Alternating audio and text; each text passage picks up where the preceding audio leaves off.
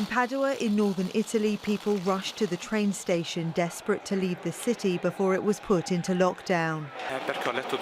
I read 2 hours ago that they may be putting out an urgent decree putting Padua in the red zone. And because I would like to return down south to my relatives, I decided to go earlier. Prime Minister Giuseppe Conte has signed a decree to impose an unprecedented large-scale quarantine in the Lombardy region, home to 10 million people, to limit the spread of COVID-19. Now we have restrictive measures for a much wider area, because it wasn't making any sense to seal off small red zones while the infections have spread all over Lombardy and in the provinces we listed. The decree tells people not to enter or leave Lombardy or 11 nearby provinces until at least April the 3rd, including the country's financial capital, Milan, and the city of Venice.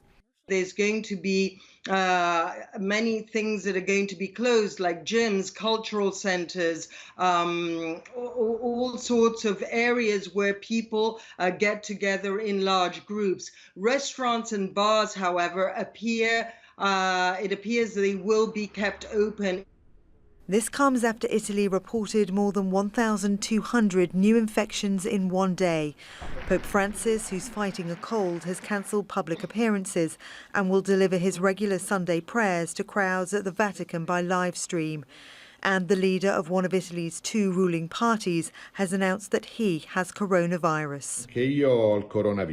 So it has arrived. I have coronavirus too. Obviously, I'll be monitored like everybody else in this situation. I feel fine, so it was decided that I would be isolated at home. Also, my family is following all the protocols for these situations. Italy is the worst affected country in Europe, but France, Germany and the Netherlands have all reported a rise in the number of cases, while Malta, Slovakia and Serbia have confirmed their first infections. Victoria Gatenby, Al Jazeera.